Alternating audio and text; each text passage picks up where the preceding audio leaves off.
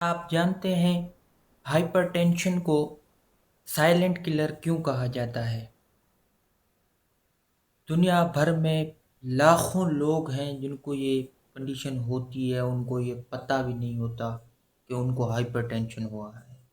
तो चलो दोस्तों, हम आज जानेंगे हाइपरटेंशन के बारे में कि हाइपरटेंशन के काजेज, सिम्टम्स, अलामात, निशानियाँ, सारे सब कुछ आज इस वीडियो में हम जानेंगे। तो ठीक है दोस्तों, चलें शुरू करते हैं।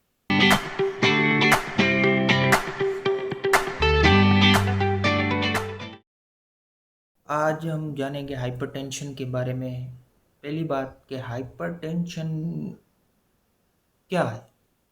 भाई, हाइपरटेंशन एक मेडिकल कंडीशन होती है जिसमें नॉर्मल ब्लड प्रेशर जो है उससे ज़्यादा ब्लड प्रेशर हो जाए कंटिन्यू, तो हम उसको बोलते हैं हाइपरटेंशन। जैसे नॉर्मल है अप्रोक्सीमेटली ई 120/80 है नॉर्मल, ठीक है।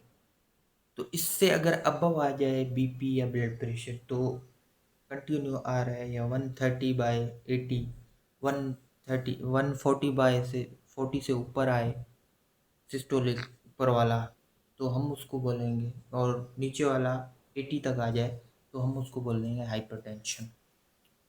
अब इनके टाइप्स कितने होते हैं भाई? तो इनके दो टाइप्स होते हैं।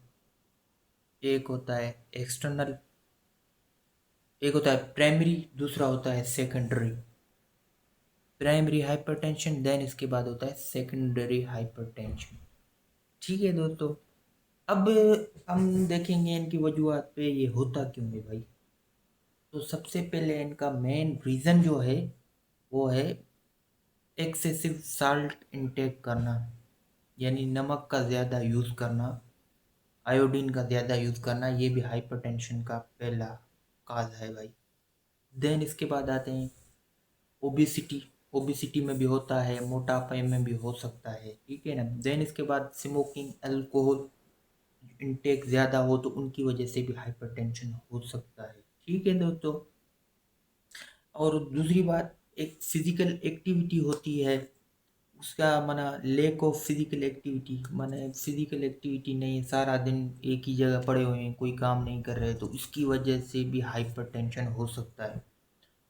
इसके बाद स्ट्रेस, कोई सी बात, कोई परेशानी आ जाए या कोई भी टेंशन आ जाए तो उसकी वजह से भी भाई हाइपरटेंशन हो सकता है, ठीक है दोस्तों। अब आते हैं इनके मेन सिम्टम्स पे।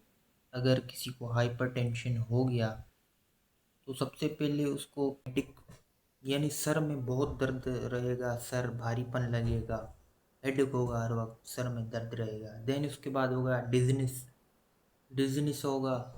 देन उसके बाद शॉर्टनेस ऑफ ब्रीथिंग होगी, ब्रीथिंग जो हमारी है वो बहुत शॉर्ट हो जाएगी, शॉर्टनेस ऑफ ब्रीथिंग हो जाएगी। देन इसके बाद फटीग होगी, थकावट होगा, थक्कन होगा, बॉडी में बहुत ज़्यादा थक्कन होगा, जैसे कोई बड़ा हमने काम किया है, लेकिन ये फटीग होता है हाइपरटेंशन में नॉर्मल। देन इसके बाद नोज ब्लीडिंग भी हो सकती है भाई, हाइपरटेंशन में नोज ब्लीडिंग भी हो सकती है। अब आते हैं इनके डायग्नोस पे। तो सबसे पहले इनका मेन डायग्नोस होगा, उसको ब्लड प्रेशर को मेजर करेंगे, ब्लड प्रेशर के को मेजरमेंट करेंगे, ठीक है दोस्तों। देन इसका ब्लड टेस्ट करवाएंगे, ईसीजी करवाएंगे, इलेक्ट्रोकार्डियोग्राफी कराएंगे, या हार्ट कितना चल रहा है कितना नहीं वो देखेंगे।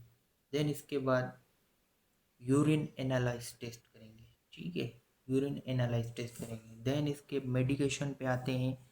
तो मेडिकेशन पे सबसे पहले हम ये देखेंगे, प्रिवेंशन पे आएंगे। तो सबसे पहले भाई पेशेंट को यही बोलेंगे अपना लाइफ स्टाइल बिल्कुल सेट रखे, कब उठता है, किस टाइम में सोता है, कब उठता है, और कोई काम करता है तो उसको बोलेंगे भाई फिजिकल एक्टिविटी लाजमी है, ये सारी बातें उसको बतानी है, ठीक है दोस्तों।